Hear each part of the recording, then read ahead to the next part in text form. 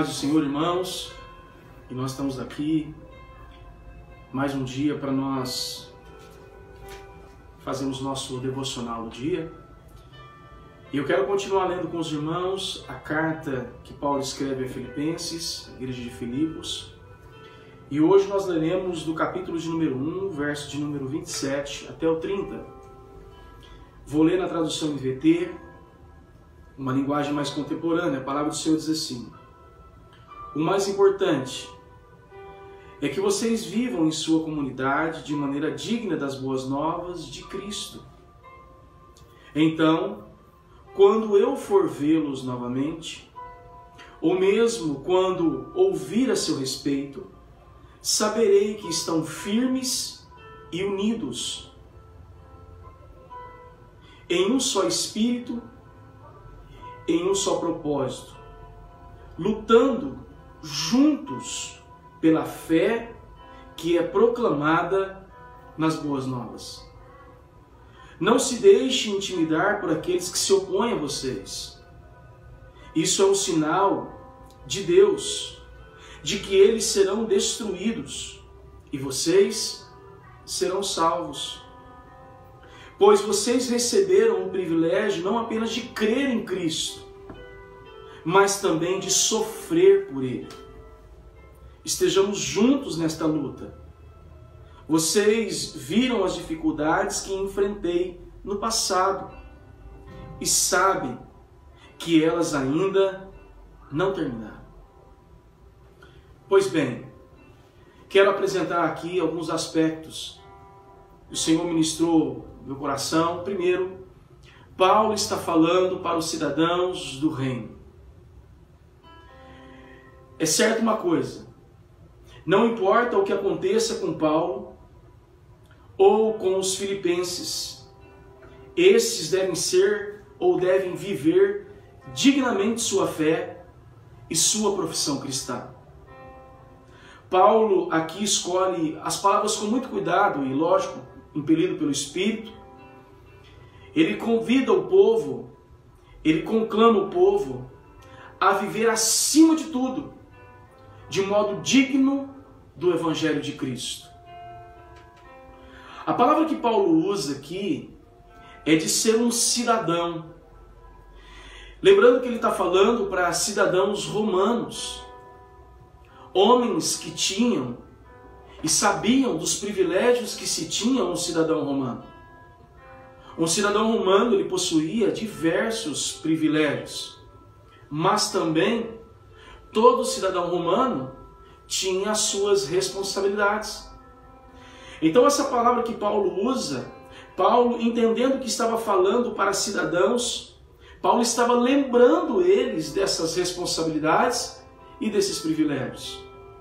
O fato é que Paulo vai dizer que, pois bem, você deve ter um dever maior do que esses. Porque Paulo não estava falando para eles como cidadãos romanos. Paulo estava falando para ele como cidadãos do reino dos céus. O que Paulo estava dizendo é que a responsabilidade, obviamente os privilégios também, mas as responsabilidades que eles tinham estava acima de ser simplesmente um cidadão romano. Jamais se esqueçam dos privilégios, das responsabilidades de um cidadão. Não um cidadão romano, mas um cidadão do reino dos céus.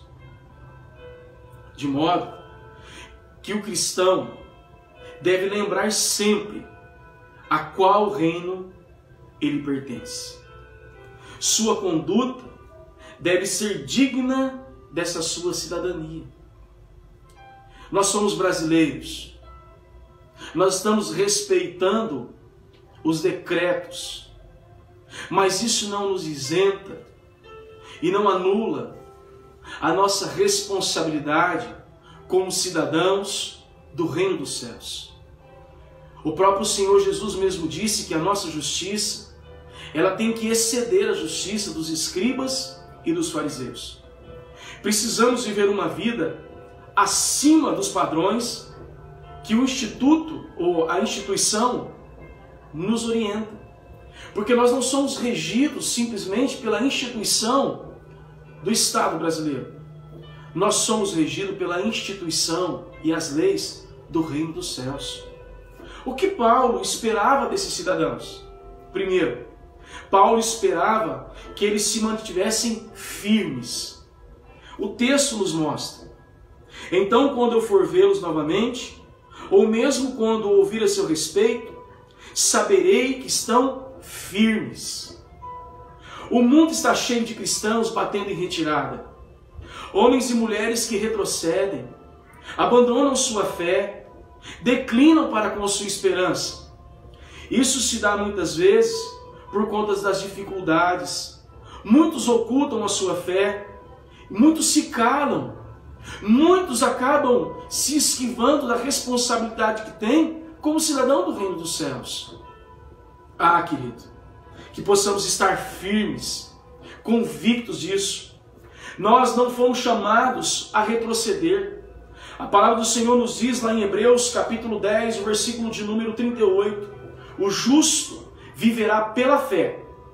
E se ele recuar, a minha alma, diz o Senhor, não terá prazer nele.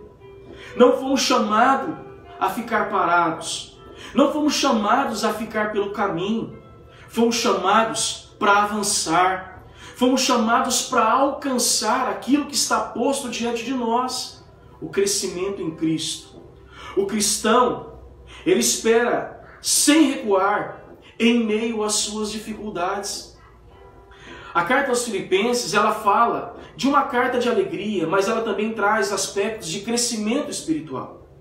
A proposta de Paulo é levar essa igreja a desenvolver-se espiritualmente. Ele começa no capítulo 1 dizendo que ele crê que a boa obra que Cristo começou, ele vai aperfeiçoá-la até o dia do Senhor. O capítulo de 1, versículo de número 9, oro para que o amor de vocês transborde cada vez mais e que continue a crescer no conhecimento e no discernimento. O capítulo de número 1, verso de número 25, ciente disso, estou certo de que continuarei vivo para ajudar todos vocês a crescer na fé. Querido, capítulo 3, o verso de número 12, não estou dizendo que já obtive tudo isso, que já alcancei a perfeição, mas prossigo a fim de conquistá-la.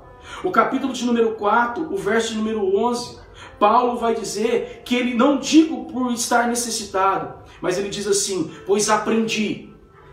Ele cresceu, ele desenvolveu, ele aprendeu a ficar satisfeito em toda e em qualquer situação. Ele não desanimou, ele não retrocedeu, ele se manteve firme na esperança que Cristo havia posto ao seu coração. E é isso que ele esperava da igreja. Paulo esperava da igreja a unidade. Os cristãos devem estar unidos no mesmo propósito, no mesmo espírito. O mundo pode se tornar inimigos entre si, viver em lutas, em discussões, em diferenças. O mundo tem vários objetivos, cada um tem o seu. Olha o que a palavra do Senhor diz no capítulo 2, o verso de número 21 dessa mesma carta. Ele diz assim,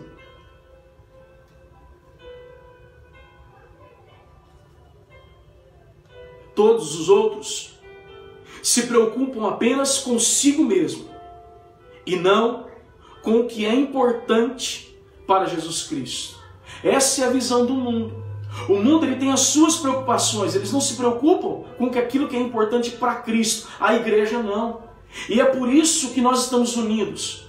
Porque nós estamos num único propósito, com um único objetivo. Nós nos importamos com aquilo que é importante para Jesus. Olha no capítulo 3, o versículo 18 e o versículo 19 dessa mesma carta. Diz assim, pois, como lhes disse muitas vezes, e eu digo novamente com lágrima nos olhos, há muitos cuja a conduta mostra que são, na verdade, inimigos da cruz de Cristo. Estão rumando para a destruição. O Deus deles é o seu próprio ventre. Pessoas que só se preocupam, por isso que o mundo vive em dissensão. Mas a igreja não. Porque a igreja não vive pensando cada um em si mesmo. Paulo espera, e impelido pelo Espírito, que a igreja esteja unida, que estejamos unidos em um mesmo objetivo. Paulo, ele esperava da igreja uma invencibilidade. Ele diz aqui, Jamais devemos retroceder na luta da fé, pois as obras que vão permanecer é as obras da fé, da esperança e do amor. 1 Coríntios 13:13. O cristão deve continuar a sua luta contra o pecado, contra o mundo, contra tudo aquilo que é inimigo da cruz, ainda que pareça que o inimigo vence, porque aos nossos olhos, às vezes temos a impressão de que estamos perdendo a batalha, mas nós precisamos lembrar que a palavra do Senhor diz que o nosso Senhor, Ele já venceu, Ele não vai vencer, Ele já venceu. Ele diz: no mundo tereis aflição, mas tende bom ânimo, porque eu venci o mundo e vós também vencereis. Nós, como igreja, precisamos viver uma vida de invencibilidade, como se nós jamais fôssemos ser vencidos. O que poderia nos vencer? A morte. A morte já foi vencida. O nosso Cristo já venceu ela na cruz do Calvário. Ele morreu e Ele ressuscitou. Paulo espera que nós vivamos uma vida de coragem fria e tranquila. Em tempos de crise, outros podem tremer, amedrontar-se, deixar-se levar pelos seus nervos, se entregar às suas preocupações, propostas diante dos seus temores. Mas em semelhantes situações, nós como cristãos temos que ter um alvo estabelecido, se manter serenos, reféns de Cristo e não da circunstância, refém daquilo que nós temos como alvo. Conclusão para hoje: se nós chegarmos a viver assim, nós daremos exemplo para este mundo que não conhece a Cristo, de modo que eles não entenderão de onde sobrevém essa paz que transcende todo o entendimento humano. Então eles chegarão a uma conclusão: que nós cristãos temos algo que eles não têm. E aí então, eles terão no coração o desejo de participar conosco dos benefícios do reino dos céus. Que Deus nos ajude, que Deus nos abençoe, que o Espírito Santo do Senhor nos capacite e que esse devocional possa trazer encargos ao coração da igreja e que no final o nome de Cristo continue sendo engrandecido, porque essa é a nossa esperança. Deus abençoe a sua vida, Deus abençoe a sua casa. Fique na paz do Senhor Jesus. Amém.